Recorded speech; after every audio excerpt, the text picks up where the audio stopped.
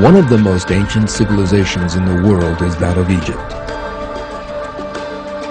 Their discovery of writing around the 3rd millennium BC, the use they made of the River Nile, and the way they defended themselves from attack all played a major role in allowing that civilization to advance.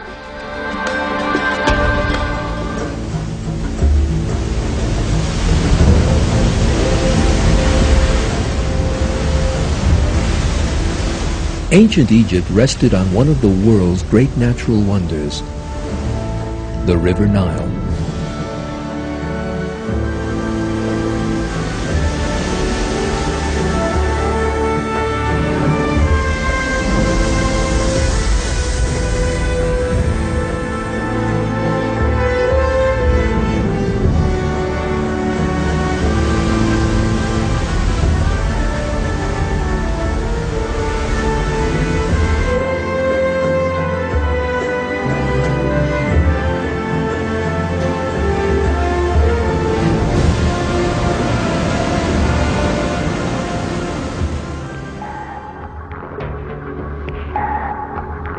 Thanks to the fertility of this river, which stretches from one end of the continent of Africa to the other, the Egyptians were able to engage in agriculture without having to depend on the rainy seasons.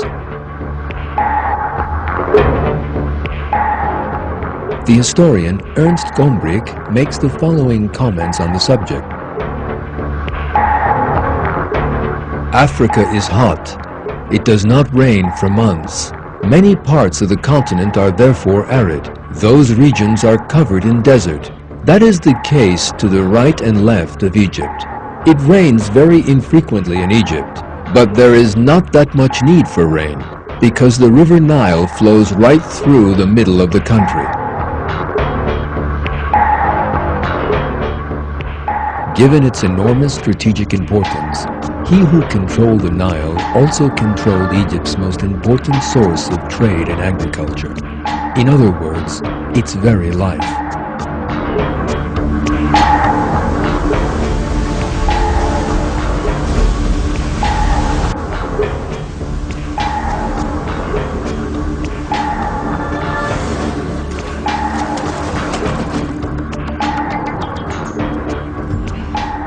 Ancient Egyptian rulers built a mighty kingdom by that means.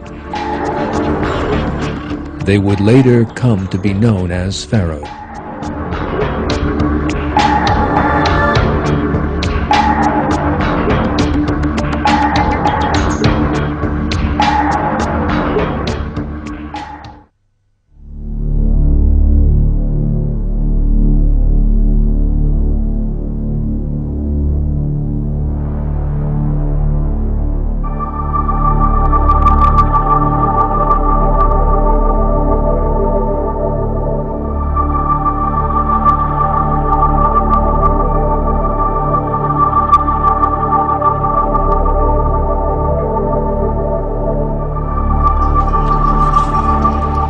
The ancient Egyptians possessed a deviant belief in a great many gods. They were fiercely devoted to that belief because of their terrible bigotry.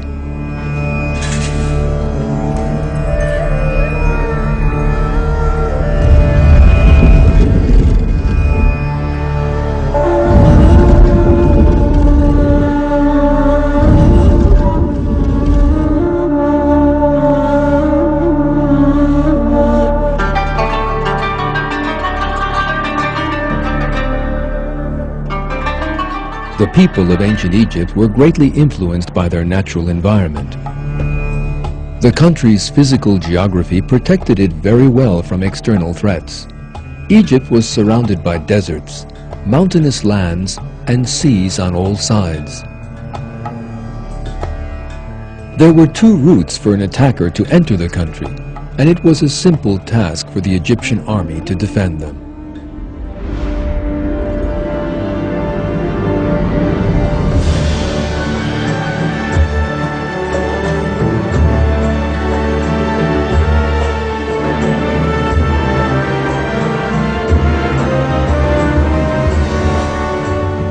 The Egyptians remained isolated from the external world thanks to these natural factors. Over the centuries, that separation turned into harsh bigotry. Closed to new developments and reform, they clung fiercely to their beliefs.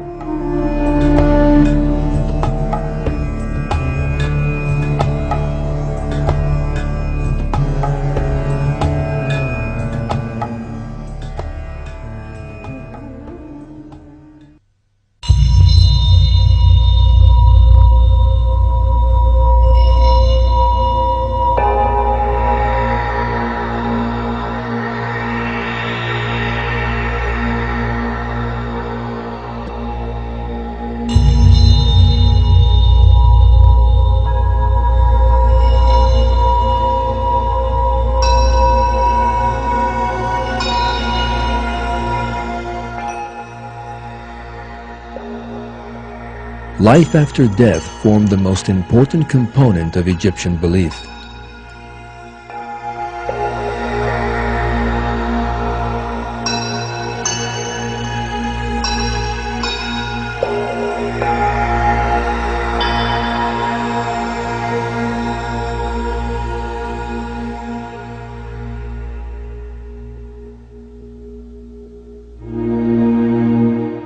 It was believed that the soul survived after the death of the body and that the soul of the deceased was held to account.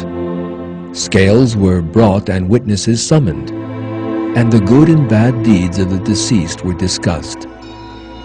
Then the judge, God, reached his verdict. Those whose good deeds weighed heaviest in the scales would lead a life of endless joy, and those whose evil deeds weighed heaviest would suffer eternal torment.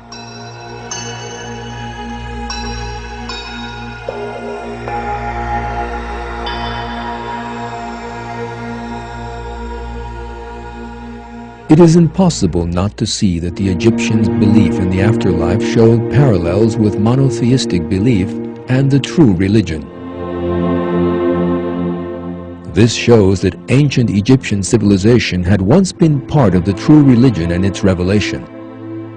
That religion was later corrupted, however, and belief in one God turned into belief in many. We know that from time to time messengers were sent to warn people of the oneness of God and to serve Him.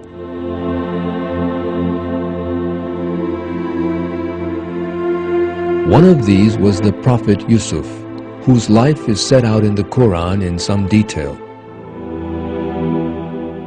The prophet Yusuf migrated to Egypt with the people of Israel and settled there. After his death, there began a period of enslavement of the children of Israel. That age would end with the sending of the prophet Musa as an ambassador and his leading the children of Israel out of Egypt.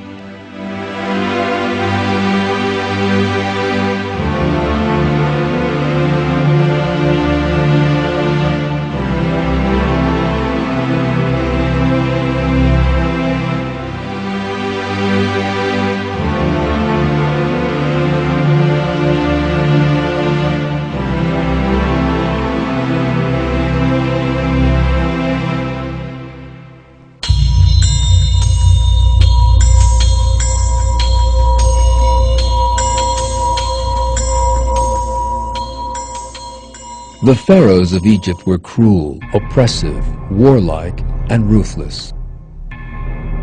One thing they had in common was that they all regarded themselves as great beings within the twisted Egyptian polytheistic system and could shed blood without a moment's remorse.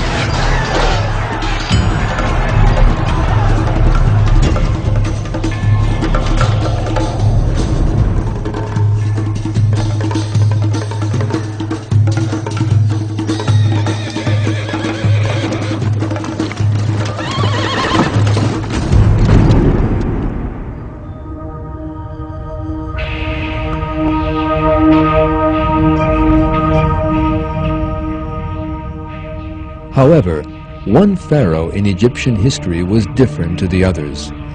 That pharaoh maintained that there was but one creator. For that reason alone, he was subjected to terrible pressure by the priests of Ammon and eventually killed. That pharaoh was Amenhotep IV, who rose to power at the beginning of the 14th century BC.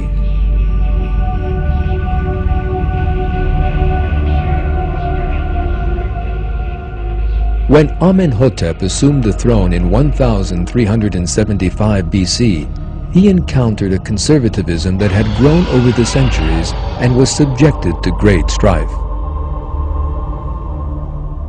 The reason for that pressure was that he changed the polytheistic Egyptian religion, instilling a belief in one god in its place, and embarked on wide-ranging changes in all areas. However, the leaders in the capital, Thebes, fought Amenhotep. Those who supported him left the city and migrated to another region. Here, Amenhotep changed his name to Akhenaton, which meant the servant of Aton. Aton, according to Amenhotep, was the creator of the heavens and the earth, which indicates that he believed in God alone. Other cruel pharaohs ascended the throne after Amenhotep. They set about spreading their traditional polytheistic religion once again, and did all in their power to return to the past. A century or so later, Ramses II came to the throne, who would enjoy the longest reign in the history of Egypt. According to a great many historians, it was Ramses who opposed the children of Israel and struggled against the prophet Musa.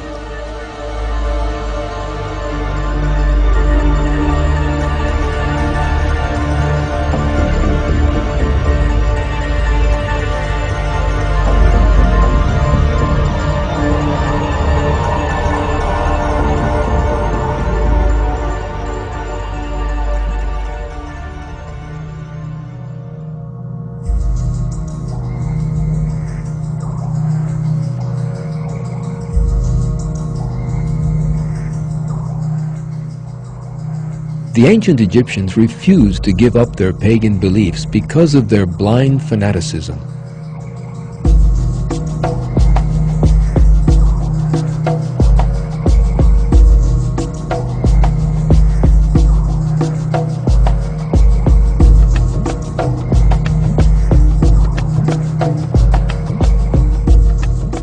Messengers had come to warn them to believe in one God, but the people of Pharaoh had always returned to their old beliefs.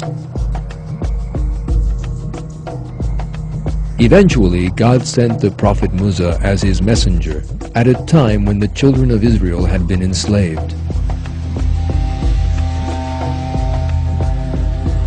The prophet Musa was charged with both calling the Egyptians to the true religion and with guiding them to the true path by freeing them from slavery.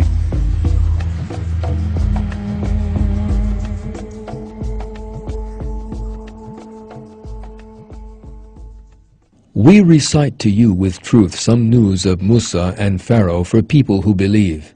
Pharaoh exalted himself arrogantly in the land and divided its people into camps, oppressing one group of them by slaughtering their sons and letting their women live. He was one of the corruptors. We desired to show kindness to those who were oppressed in the land, and to make them leaders, and make them inheritors, and establish them firmly in the land, and to show Pharaoh and Haman and their troops the very thing that they were fearing from them.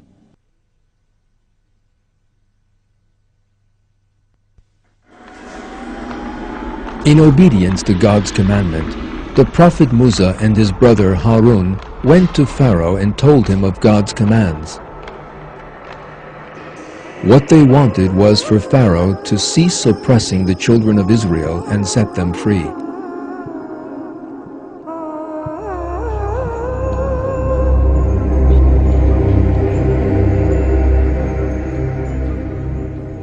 On the other hand, the religion proclaimed by the prophet Musa was undermining Pharaoh's power and portraying him as a being on the same level as everyone else. Furthermore, if he freed the children of Israel, he would lose some important manpower.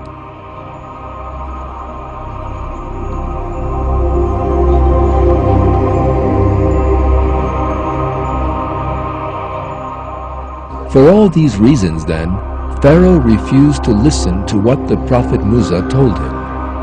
He accused the prophet and his brother Harun of trying to disturb the established order and portrayed them as criminals. Leading members of the people of Pharaoh also refused to obey the prophet Musa and Harun. They refused to abide by the religion that had been revealed to them. They had no intention of abandoning the religion of their ancestors. At that point, God visited a number of disasters on their heads.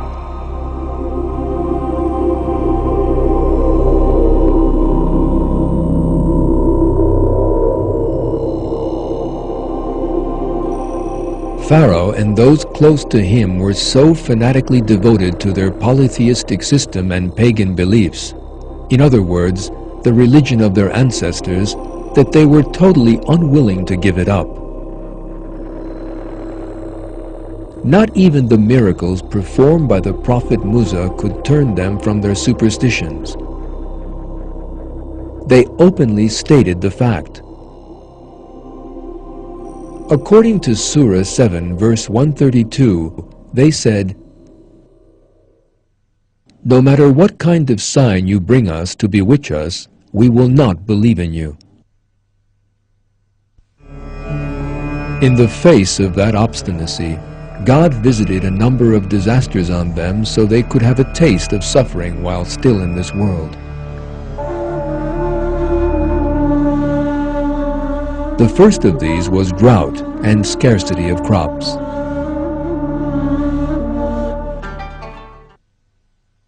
We seized Pharaoh's people with years of drought and scarcity of fruits, so that hopefully they would pay heed.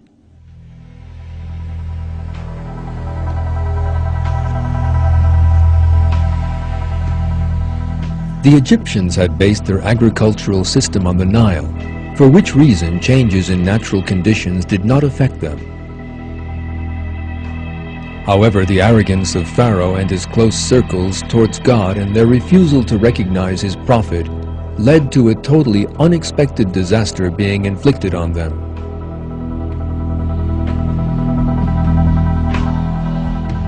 In all probability, water levels in the river Nile dropped enormously for various reasons, and the irrigation canals from the river were unable to carry enough water to the fields. Extreme heat led to crops drying up.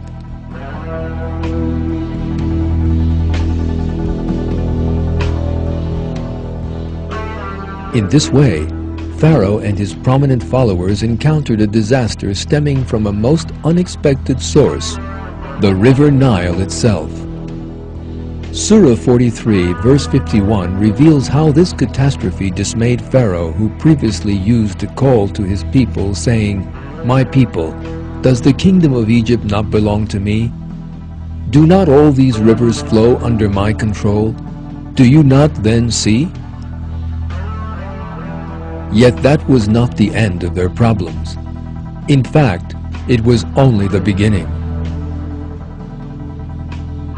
A whole string of other disasters followed the drought and the failure of the crops. These consisted, as the Quran tells us, of floods, locusts, lice, frogs, and blood.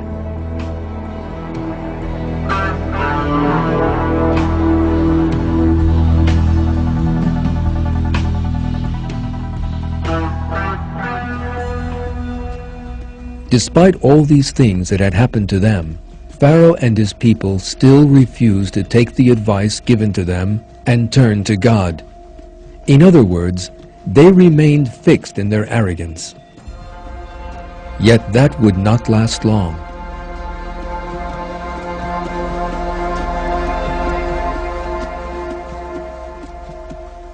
Since Pharaoh still refused to accept the might of God, despite everything that had happened, God told the prophet Musa to lead the children of Israel out of Egypt. They obeyed the prophet Musa and set out with him to leave Egypt.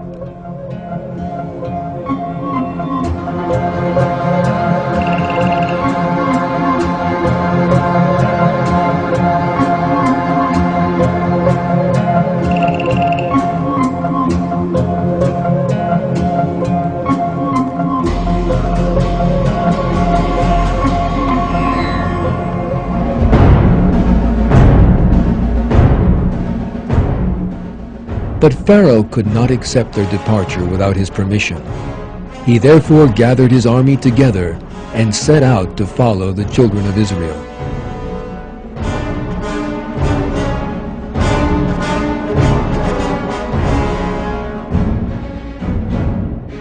Pharaoh and his army caught up with the children of Israel just as they reached the sea.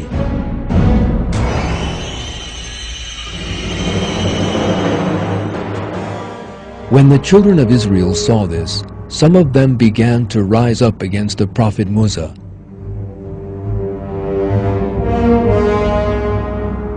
According to the Old Testament, they said, "Why did you take us away from our homeland? There we were slaves, but we could lead our lives. Now we will die." The Quran describes that weakness of theirs in these words.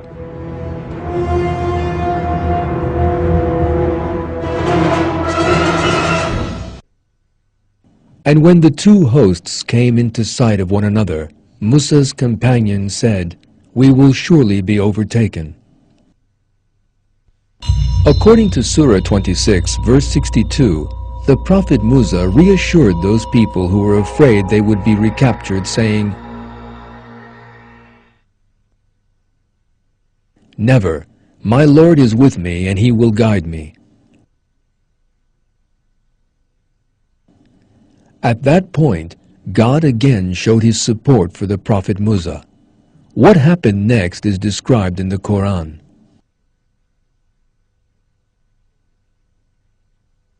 So we revealed to Musa, "Strike the sea with your staff," and it split in two, each part like a towering cliff. And we brought the others right up to it. We rescued Musa and all those who were with him. Then we drowned the rest. There is certainly a sign in that, yet most of them do not believe. Truly your Lord is the Almighty, the most merciful. Quran 26, 63 to 68.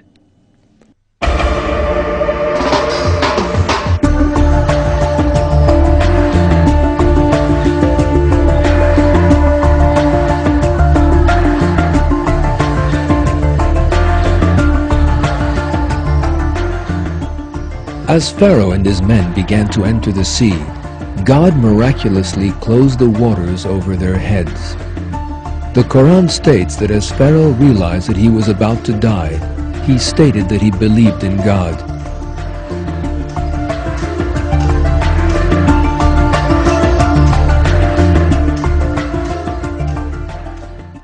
When he was on the point of drowning, he, Pharaoh, said, "I believe that there is no God but him in whom the tribe of Israel believe. I am one of the Muslims." Quran 10:90. Yet Pharaoh and his army were not saved from drowning. This fact is reported in the verses thus. What, now? When previously you rebelled and were one of the corruptors? Today we will preserve your body so you can be a sign for people who come after you. Surely many people are heedless of our signs. Quran 10:91 to 92. So God exacted retribution from them and drowned them in the sea, because they rejected his signs and failed to take warning from them.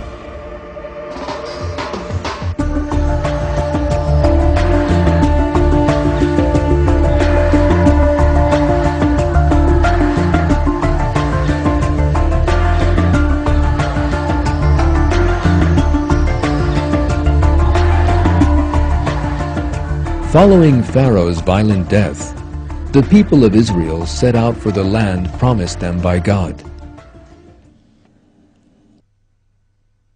And we bequeathed to the people who had been oppressed the easternmost part of the land we had blessed, and its westernmost part as well.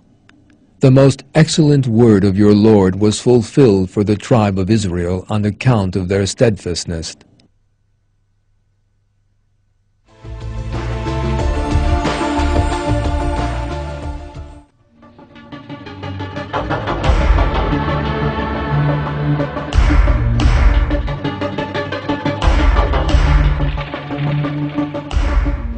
As we have seen, historical and archaeological discoveries regarding the peoples mentioned in the Quran reveal once more that the Quran is the Word of God.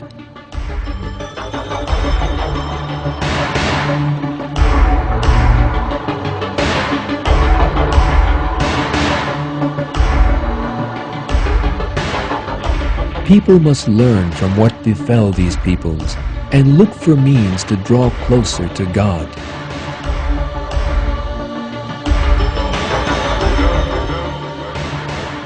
Only in that way can they hope to be successful in the hereafter.